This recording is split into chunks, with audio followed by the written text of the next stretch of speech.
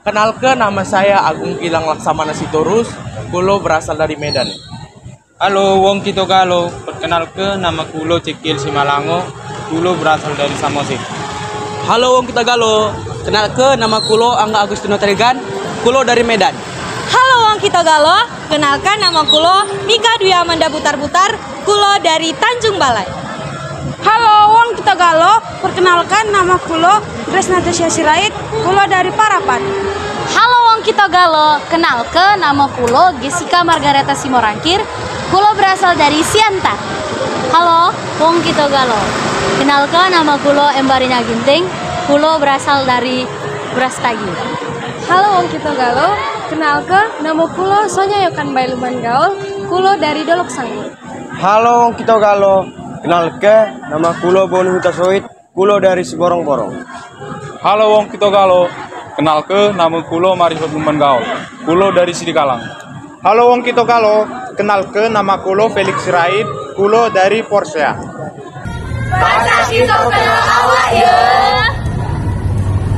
Tadi kami dari etnis Palembang sudah mengenalkan diri dan sekarang kita akan masuk ke video presentasi etnis Palembang.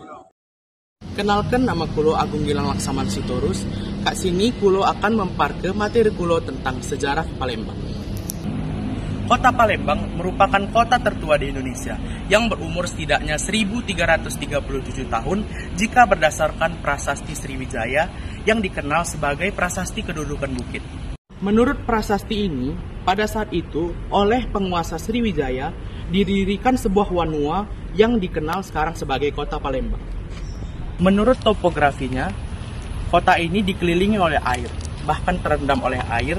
Air tersebut bersumber baik dari sungai, rawa, juga air hujan. Bahkan saat ini di kota Palembang masih terdapat 52,24% tanah yang masih tergenang oleh air. Kemungkinan karena kondisi inilah nenek moyang pada zaman dahulu memberikan nama kota ini Kota Palembang. Dalam bahasa Melayu, Pa atau P adalah kata yang menunjuk ke suatu tempat atau keadaan. Sedangkan Lembang atau Lembeng adalah tanah yang rendah. Jadi, Palembang adalah suatu tempat yang digenangi oleh air. Kondisi alam ini bagi nenek moyang orang-orang Palembang menjadi modal untuk memanfaatkannya. Air menjadi sarana transportasi yang ekonomis, vital, dan efisien yang mempunyai daya jangkau dan kecepatan yang tinggi. Selain kondisi alam, juga letak strategis pada kota ini yang berada dalam satu jaringan yang dapat mengendalikan lalu lintas antara tiga wilayah. Tiga kesatuan wilayah ini merupakan faktor yang menentukan pola kebudayaan yang bersifat peradaban. Faktor setempat inilah yang membuat Palembang menjadi ibu kota Sriwijaya yang merupakan kekuatan politik dan ekonomi di zaman klasik pada wilayah Asia Tenggara. Tentunya banyak lagi cerita, legenda, dan mitos tentang Sriwijaya. Jika pelaut-pelaut Arab dan Parsi menggambarkan bagaimana keadaan Sungai Musi di mana kota Palembang terletak, bagaikan melihat kota ditinggis. Kota Palembang digambarkan oleh mereka adalah sebagai kota yang sangat besar. Sekian penjelasan kulo tentang sejarah Palembang. Untuk materi selanjutnya akan dilanjutkan oleh teman kulo. Perkenalkan, nama kulo Grace Natasha Sirait. Di sini kulo nak memparke materi kulo tentang pakaian adat Palembang dan songket Palembang. Nah, di sini saya akan mengartikan tentang pakaian adat. Pakaian adat Palembang itu biasanya digunakan untuk memperingati hari-hari kematian, kelahiran, pernikahan, dan hari-hari keagamaan lainnya. Palembang juga memiliki pakaian adatnya tersendiri. Nah, ada 3 contoh pakaian adat Palembang, yaitu pertama ada pakaian adat Aesan Gede. Nah, pakaian adat Aesan Gede ini berasal dari Sumatera Selatan, peninggalan kerajaan Sriwijaya.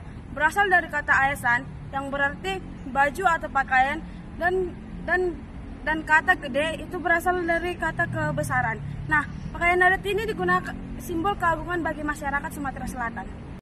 Biasanya pakaian adat ini digunakan untuk acara pernikahan. Nah, ini berjeniskan songket yang digunakan para bangsawan dahulu.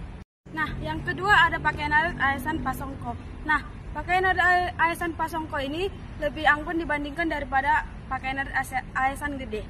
Pakaian adat arisan pasongke pada pria digunakan dengan menggunakan songket lepus yang bersulamkan emas. Sedangkan perempuan yang menggunakan pakaian adat arisan pasongko itu menggunakan piala mahkota, penutup kain, dan lain-lain. Motif songketnya tersendiri adalah bunga inten, bunga cino, janda baraes, dan bunga paci. Selain itu juga aksesoris lainnya ditambahkan dari pakaian adat arisan gede, di mana aksesoris tersebut melambangkan keemasan yang berupa kelapos tandan, kembang goyang, dan kembang kenanggo. Nah, yang ketiga ada pakaian adat besemah. Nah, pakaian adat besemah ini kerap digunakan oleh masyarakat Sumatera Selatan. Nah, berasal dari kota Pagra Alam. Pakaian adat besemah ini digunakan untuk acara pernikahan oleh masyarakat setempat. Cara memakainya dengan cara memadukan aksesoris tambahan lainnya.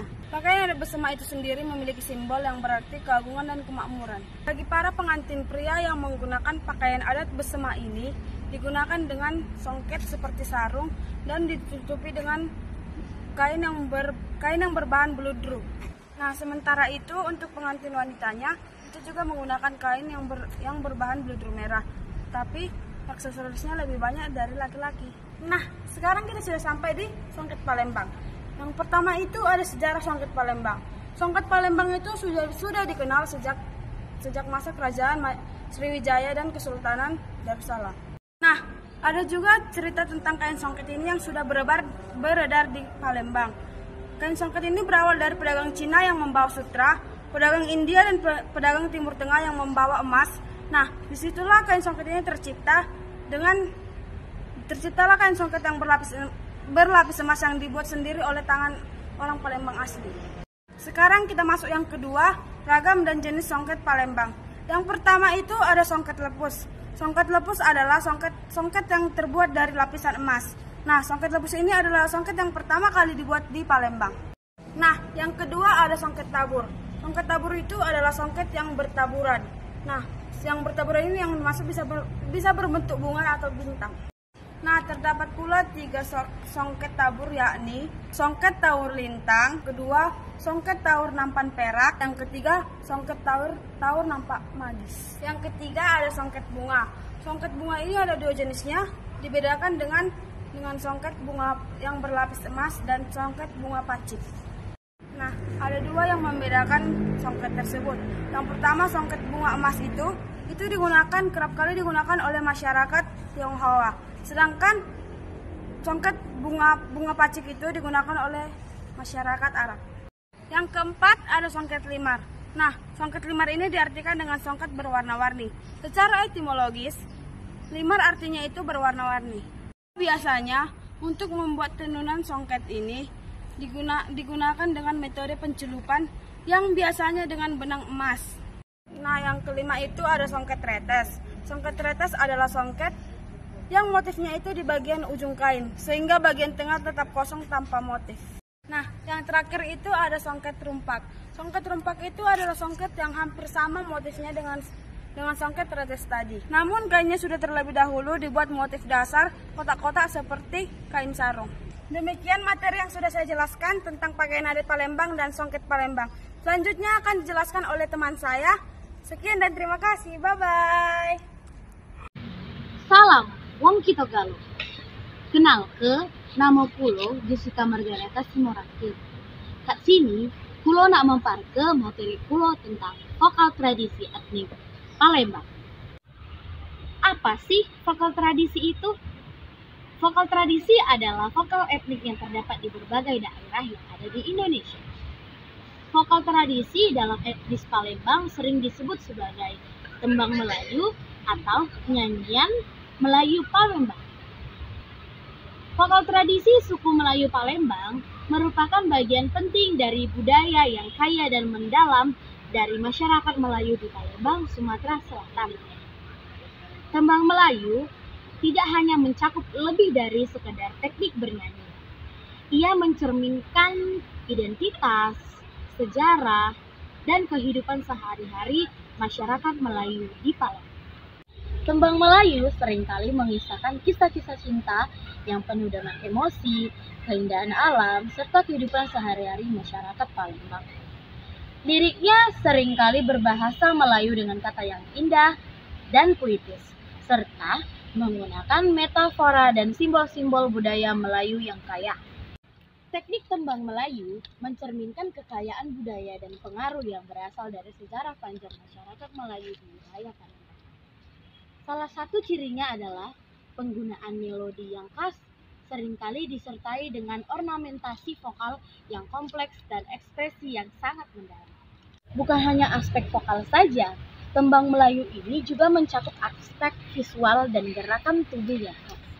Para penyanyi seringkali mengekspresikan emosi dan makna lagu melalui ekspresi wajah yang dalam dan menggunakan gerakan tubuh yang lembut, menghadirkan penampilan yang memukau dan mengesankan bagi para penontonnya. Dengan demikian, tembang Melayu tidak hanya merupakan warisan budaya yang berharga bagi masyarakat Melayu Palembang, tetapi juga merupakan simbol-simbol berkelanjutan dan keberagaman budaya di Indonesia.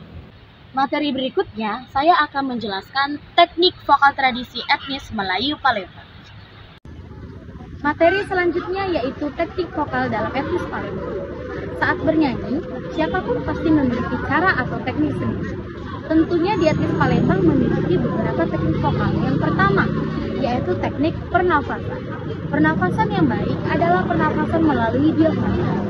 Pernafasan ini digunakan saat bernyanyi, karena mengeluarkan pernafasan terjadi dengan cara diafragma menekan paru-paru di bawah, dibantu oleh otot perut di antara rongga tulang rusuk, sehingga udara yang masuk tersimpan secara maksimal.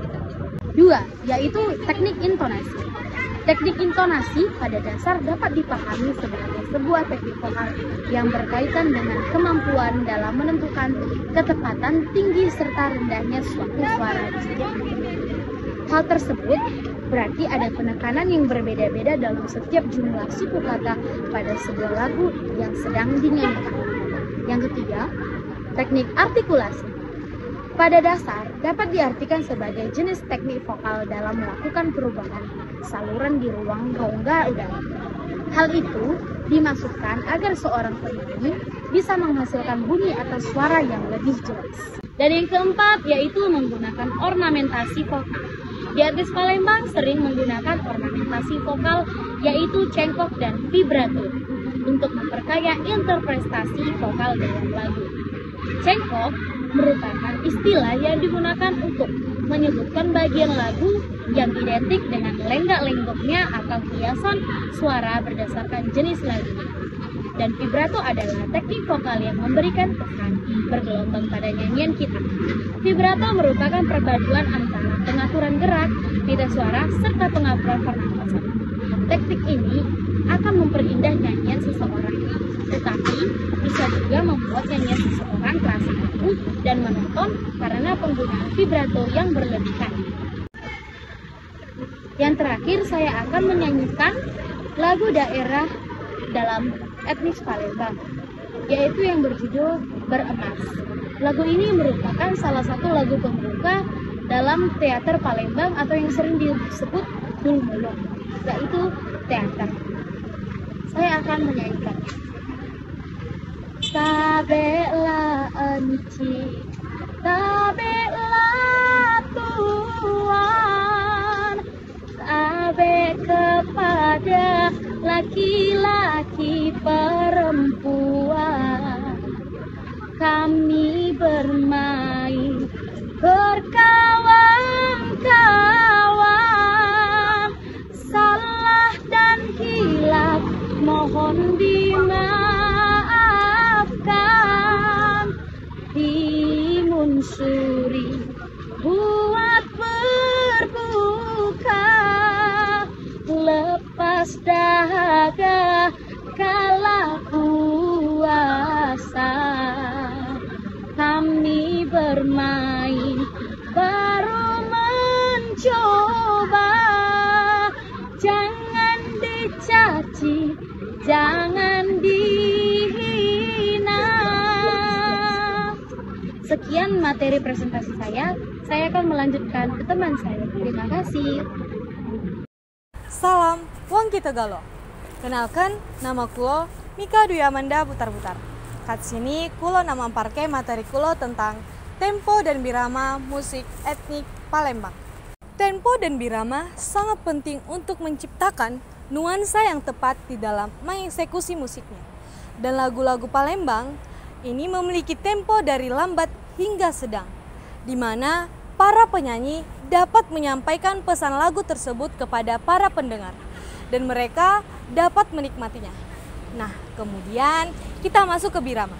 Birama bernyanyi dalam musik Palembang seringkali menggunakan pola-pola tradisional seperti 4/4 dan 6/8, sehingga para penyanyi dan pemusik dapat mengekspresikan improvisasi dan variasi yang khas dari vokal dan instrumen etnis Palembang. Materi berikutnya adalah fungsi vokal etnis Palembang. Yang pertama, pelestarian budaya. Fungsinya untuk mewariskan budaya dan identitas suku Palembang dari generasi ke generasi. Yang kedua, ekspresi emosi dan cerita. Berfungsi, masyarakat Palembang dapat mengekspresikan emosi-emosi cerita maupun kisah-kisah penting mereka di dalam lagu. Yang ketiga, hiburan dan penghiburan. Berfungsi, sarana hiburan maupun dapat menghibur dalam situasi-situasi sulit di dalam membutuhkan semangat. Yang keempat, identitas dan pembeda. Berfungsi memperkuat identitas Palembang dan membedakan dari budaya lain yang memiliki ciri khas yang berbeda. Yang kelima, ritual dan upacara.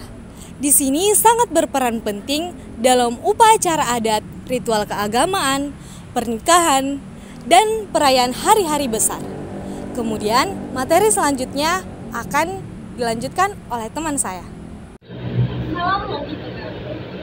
Kenalkan, nama kulo Sonya yang bermain. Kak sini kulo nama partner materi tentang tarian etnis Palembang.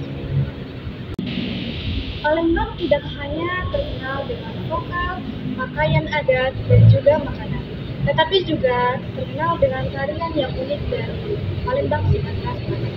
Berikut ada 7 tarian yang terkenal dari Palembang Sumatera Selatan. Yang pertama yaitu tari gending Sriwijaya. Tarian ini digunakan untuk menyambut tamu penting. Tarian ini ditarikan oleh 9 orang penari dan semuanya adalah perempuan. Tarian ini diartikan sebagai 9 sungai yang ada di Palembang Sumatera Selatan. Dominan gerak dari tari gending Sriwijaya ini yaitu jentikan ibu jari dan jari tengah yang bermakna sebagai kerja keras dan kedisiplinan masyarakat Palembang. Yang kedua yaitu tari erat-erat. Tarian ini menceritakan kegembiraan pada masa panen padi. Erai-erai memiliki arti serai serumpun yang memiliki makna meskipun bercerai-cerai tetapi tetap sama. Dominan gerak dari tari erai-erai ini yaitu gerakan oleh-oleh. Gerakan ini mengagumkan kelembutan dan kebolehan. Yang ketiga yaitu tari takbir. Tarian ini ditujukan sebagai persembahan kepada Dewa Sula dengan membawa sajian yang berisi bunga dan buah. Tarian ini dikategorikan sebagai tari sakral. Gerak dari tarian ini yaitu yang memiliki arti mohon kepada yang keempat yaitu tari kembang. Tarian ini digunakan pada acara resmi sebagai acara resepsi pernikahan. Pertunjukan tarian ini dimulai dengan ritual yang dilakukan oleh yang diartikan sebagai meminta izin kepada Tuhan. Menurut masyarakat, tarian ini hanya boleh ditarikan oleh penari yang sedang tidak dalam keadaan. Yang kelima yaitu tari sambut silang tahun. Tarian ini digunakan untuk menyambut tamu penting dengan mengekspresikan sukacita. Penari dalam tarian ini membawa sebuah tembok yang berisi beberapa kap di dalamnya, dan terdapat juga sekapur sirih, biji pinang, dan gambir yang disuguhi kepada tamu kehormatan. Yang keenam yaitu tari begambuk. Tarian ini memisahkan kebiasaan masyarakat Tomat dalam mengelola tanaman begambuk. Tarian ini menceritakan bagaimana proses mulai dari menanam, merawat, hingga memanen hasil tanaman jambu. Yang terakhir, yang ketujuh, yaitu tari tepak keraton. Tarian ini digunakan untuk menyambut tamu agung yang berkunjung ke Palembang, Sumatera Selatan.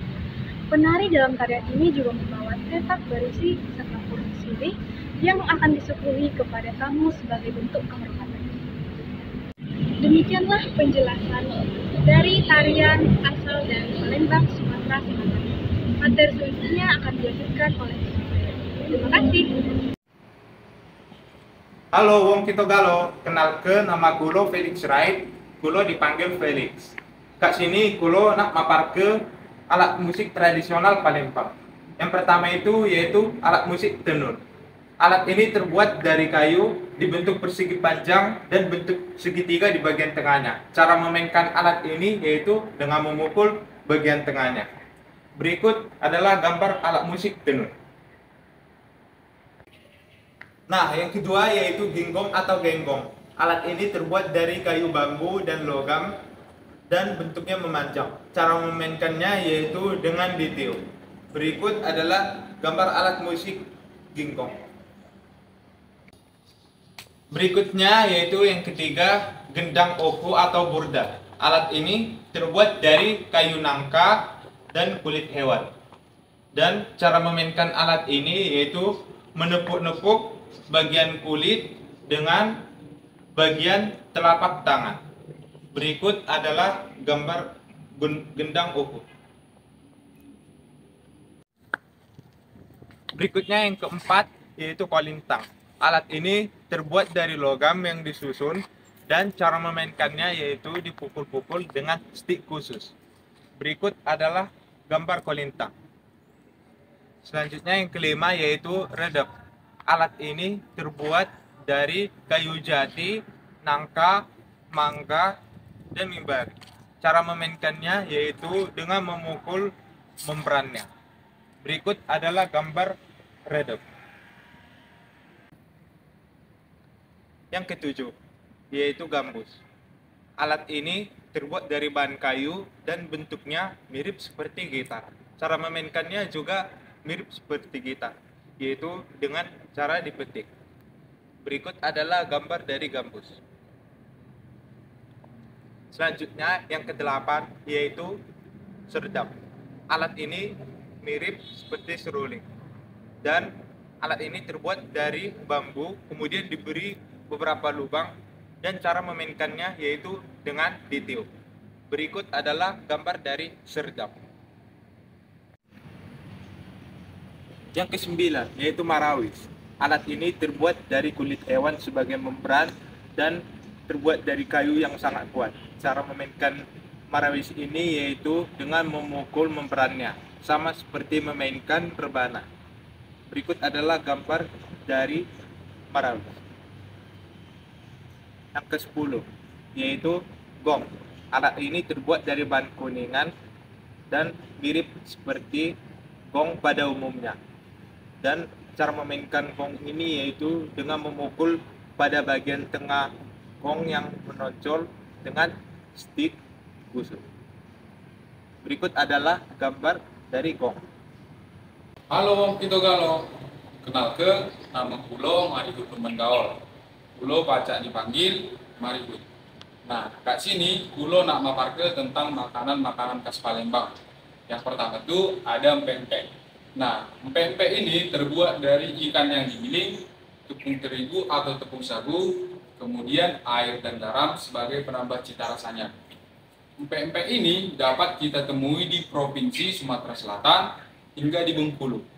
Cara memakan empek-empek ini menggunakan mangkok kecil sebagai tempat cukonyo atau cukanya. Kemudian diseruput cukanya sebagai penambah cita rasa. Pelengkap yang biasa digunakan memakan empek-empek ini ada mentimun segar yang diiris kecil-kecil dan mie kuning. Nah, contoh gambar empek-empek. Nah, yang kedua ada tekwan. Tekwan ini terbuat dari tepung tapioka, kaldu udang, jamur kuping, dan bengkoang. Tekwan ini dibentuk bulatan-bulatan kecil seperti bakso dan dicampur ke dalam kuah kaldu udang. Kata tekwan berasal dari kata Palembang yaitu berkotek sama kawan, yang bahasa Indonesia dapat diartikan sebagai duduk mengobrol bersama teman. Nah, contoh gambar tekwan adalah ini.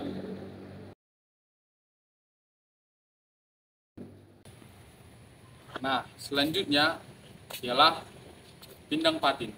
Nah, pindang patin ini adalah makanan khas dari Palembang yang terkenal dengan rasa gurih dan segarnya. Pindang patin ini terbuat dari ikan pindang yang dimasak dalam kuah pindang, yang terbuat dari bumbu-bumbu tradisional seperti tomat, cabai, bawang, hingga asam jawa.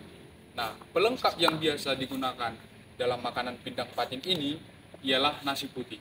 Nah, contoh gambar slide pindang patin. Nah, selanjutnya itu ada mie celor. Mie celor ini adalah makanan khas Palembang yang berasal dari kata dicelor atau diseduh.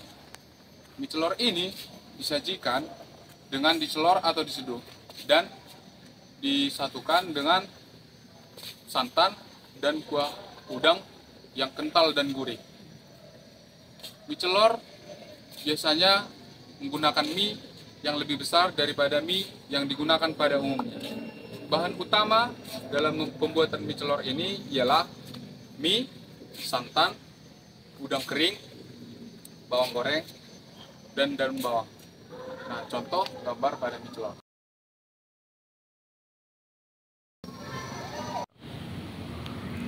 Nah, yang kelima ada martabak har. Martabak har ini adalah makanan khas Palembang yang mirip dengan martabak telur. Namun, martabak ini tidak menggunakan cuko, melainkan dengan kuah kari dengan rasa rempah yang kuat, serta digabungkan dengan kentang dan daging dan telur yang dibalutkan dengan martabak har tersebut.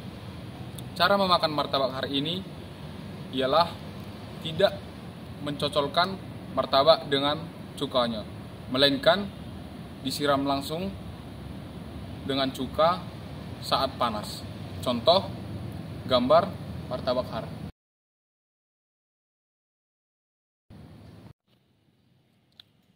Nah, selanjutnya itu ada kemplang. Kemplang ini adalah makanan khas Palembang yang terbuat dari ikan tenggiri, cumi, udang, dan sagu. Nah, kemplang ini berbentuk bulat dan pipih. Dalam proses pembuatan kemplang ini, ada beberapa jenis, yaitu digoreng dengan minyak, digoreng dengan pasir. Nah, contoh gambar kerupuk kemplang.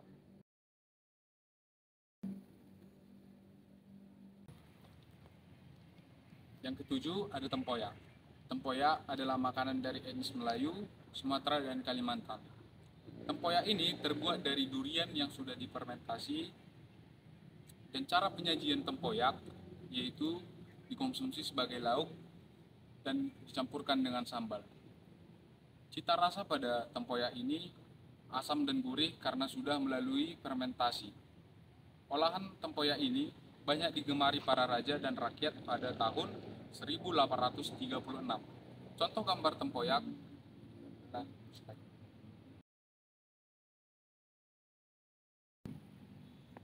Nah, yang ke-8. Yang ke-8 adalah lenggang. Lenggang ini adalah makanan dari khas Palembang. Lenggang ini adalah salah satu jenis empek-empek. Bahan dasarnya hampir sama dengan empek-empek.